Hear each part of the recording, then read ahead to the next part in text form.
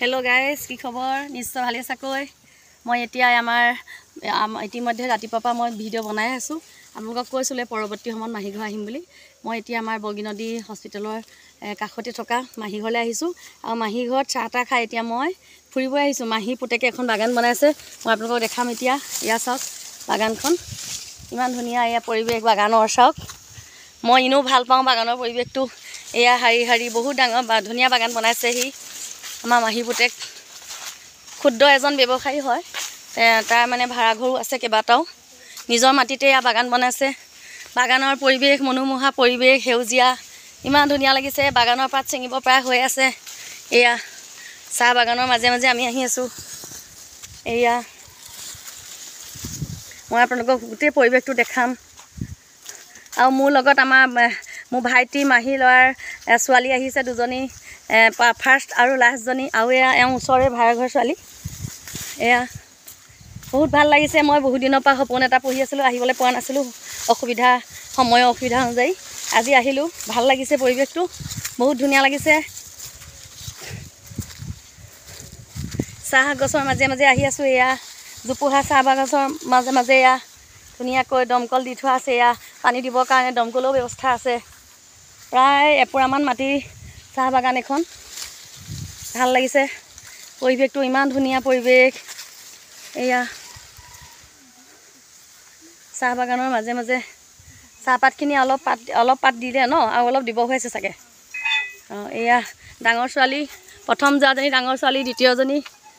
তেওঁলোকৰ ভাড়াঘৰৰ ওচৰৰে ছোৱালী এয়া তোমালোকৰ কিমান দিন হ'ল বাগানখন মাজনী 12 বছৰ ন অঁ চাহপাত দেউতাই দি থাকে ন চাপ্লাই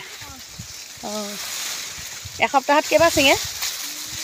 এয়া আহি আছোঁ চাহপাতৰ মাজে মাজে চাহ গছৰ কুমলীয়া পাত এয়া বহুত ভাল লাগিছে পৰিৱেশটো একেবাৰে সুন্দৰ মনোমোহা পৰিৱেশ ভাল লাগিছে এনেও ভাল লাগে সেউজীয়া পৰিৱেশবিলাক প্ৰাকৃতিক সৌন্দৰ্য চাহ গছৰ যিহেতু আমাৰ চাহ গছ আমাৰ অসমত চাহৰ কাৰণে বিখ্যাত জানেই আপোনালোকে ৰাইজ এয়া অঁ চাহ গছৰ মাজত এজোপা আমলখি আছে এয়া ফল মূলৰ গছো আছে অঁ কেইবাজোপাও ফল মূলৰ গছ আছে আমলখি গছ ভাল কৰিছে ধুনীয়াকৈ ৰাখিছে ফল মূলৰ গছো ৰুইছে ভাল হৈছে ইতিমধ্যে এইখিনি চাহপাত কলম দিয়া হৈছে চাহ অলপ দিনৰ আগতে পাতটো ছিঙি দিয়া হ'ল এয়া চাওক আমলখি লাগি আছে ধুনীয়াকৈ গাইজ দেখিছেনে চাওক ভালদৰে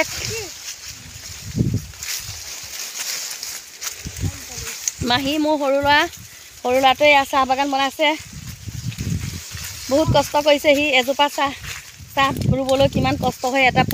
এটা কেঁচুৱা জন্ম দিয়াৰ পিছত যেনেকৈ তুলি তালি বহুত কষ্ট কৰি তুলিবলগীয়া হয় ঠিক তেনেকৈ এজোপা চাহ গছো বহুত কষ্টৰে এনেকুৱা পৰ্যায় পাইছেগৈ তাক মই মোৰ ইউটিউব চেনেলৰ যোগেদি ধন্যবাদ দিছোঁ মোৰ ভাইটিটোলৈ আজি এতিয়া ভাইটিটো মোৰ ওচৰত নাই বাৰু মই অহাৰ কাৰণে বজাৰ কৰিব গৈছে ভাত খুৱাবলৈ এই মাংস আনিব গৈছে কিবা কিবি বজাৰ কৰি কিন্তু এতিয়া মই ছোৱালীজনীয়ে লগত আহিছে ডাঙৰজনী আৰু সৰুজনী ওচৰৰে এজনী ছোৱালী তো ভাল লাগিছে পৰিৱেশটো বহুত ধুনীয়া হেল্ল' গাইজ আপোনালোকে চাই কেনেকুৱা পালে মোক ক'ব লাইক কমেণ্ট শ্বেয়াৰ আৰু ছাবস্ক্ৰাইব এটা কৰি দিব ধন্যবাদ